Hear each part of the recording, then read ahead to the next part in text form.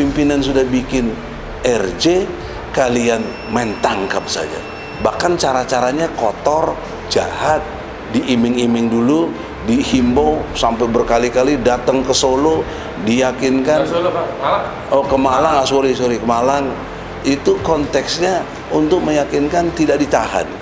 Akhirnya kita berdebat dengan Gus Nur, kita meyakininya jangan percaya sama polisi, saya bilang juga begitu, Ahmad juga begitu. Tapi kenyataannya Gus Nur punya sangka baik karena dia ulama, ya oke lah kita ikuti. Akhirnya ternyata benar sampai di sini langsung ditahan, ditangkap dulu, ditahan dan langsung dijadiin tersangka. Yang semua itu ada aturannya di KUHAP, dilanggar semua KUHAP itu.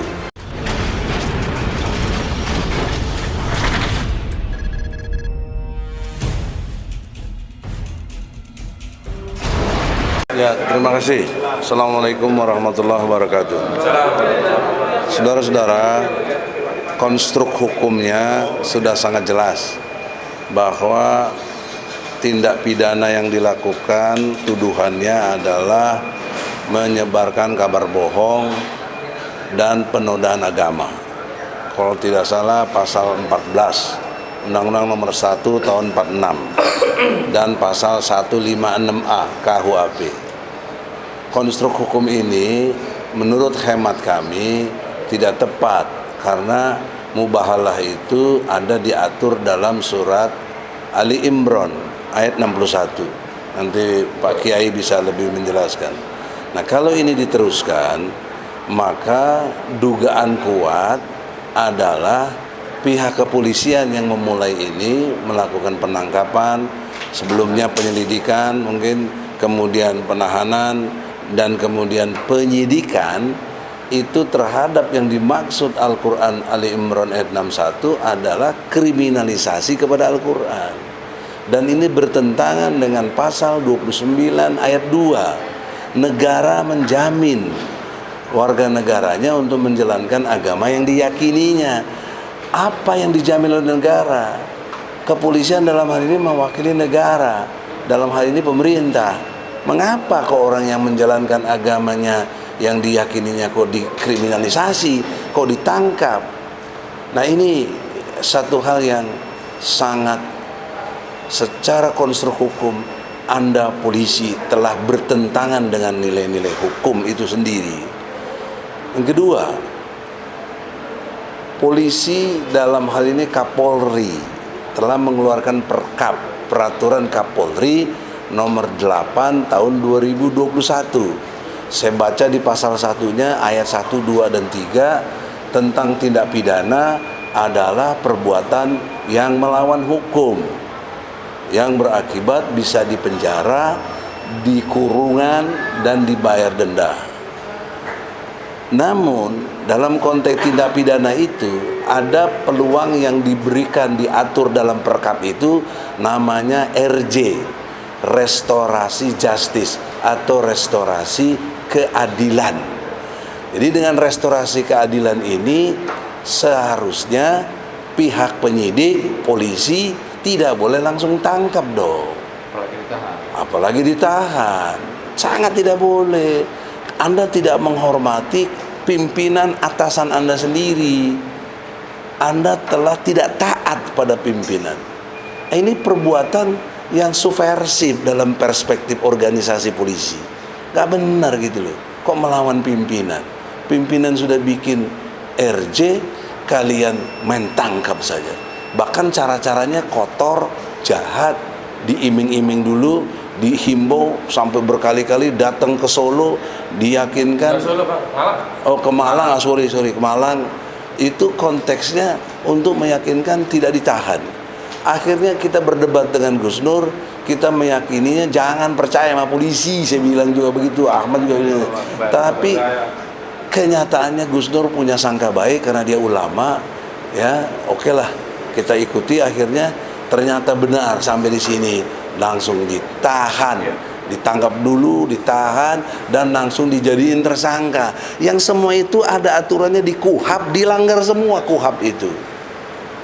Nah, jadi jelas di sini indikasinya sudah amat terang benderang bahwa pihak kepolisian satu mengkriminalisasi Al-Quran, Ali Imran ayat 61. Kedua, prosedur hukum tidak ditempuh dengan baik seperti yang diatur dalam KUHP. Yang ketiganya, polisi telah mengiming-iming dan menjanji-janji palsu, hoak justru. Kenapa langsung ditangkap dan ditahan? Nah, ini kesalahan serius. Dan ini akan berakibat kalau dibawa ke kejaksaan, mestinya juga batal demi hukum, karena nggak sesuai dengan hukum. Nanti di jaksa juga jadi persoalan serius. Kena pasal 143 KUHP tentang dakwaan yang cermat, yang lengkap, yang jelas, ya, yang tidak obscurable, tidak kabur. Nah, oleh karena itulah dalam kesempatan ini saya menghimbau, tegakkanlah RJ, restorasi justice itu. Kapolri kita udah tulisin surat, lakukan itu.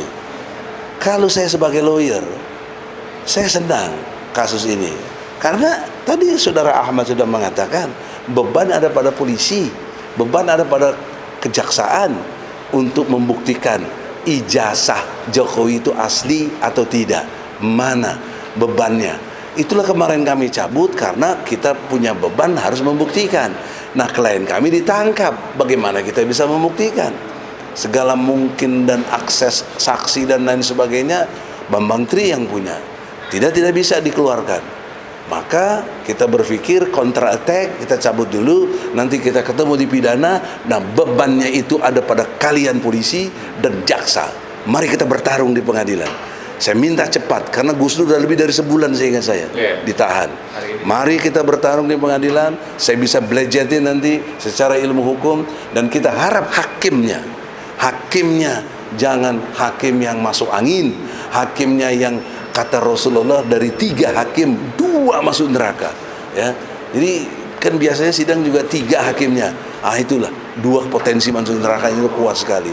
Nah, oleh karena itulah di dalam kesempatan ini saya menghimbau kepolisian, terutama Kapolri, RJ ditegakkan sesuai dengan yang Anda keluarkan sendiri, peraturan Kapolri nomor 8 tahun 2021. Dan juga kejaksaan, saya ingatkan nanti juga ada poin tentang deponering, karena ini menyangkut agama, menyangkut keresahan masyarakat besar. Saya akan minta juga deponering nanti, dan terus banyak upaya-upaya lain. Dan harusnya juga DPR dan DPD, kalian itu punya hak untuk manggil presiden, punya hak interpelasi, punya hak angket, punya hak bertanya.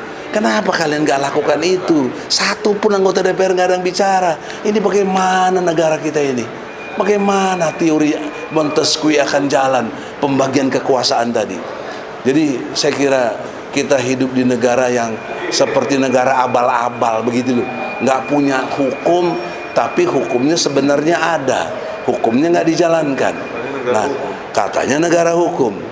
Nah, ini nggak konsisten, dan Allah benci sama masyarakat yang ini. Kabur maqtan indallahi antakulu malatafalun.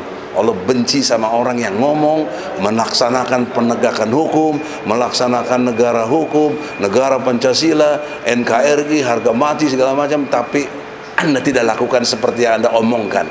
Kebencian Allah akan memuncak dalam gempa-gempa yang banyak terjadi. Busa juga gempa sosial, yaitu kerusuhan dan lain sebagainya. Saya ingatkan itu, semoga tidak terjadi. Saya ingin damai, saya ingin Indonesia bersatu, saya ingin Indonesia yang beradab, adil dan beradab.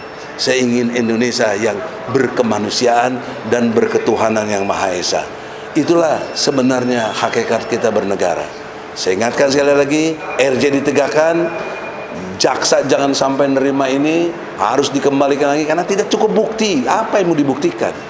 Dan kami ke Majelis Ulama, jangan lupa Majelis Ulama nanti kawan kami Juju yang aksesnya ada, tolong disegerakan bisa menerima kita. Saya kira demikian, jelas, tegas, semoga Allah ridho. Assalamualaikum warahmatullahi wabarakatuh.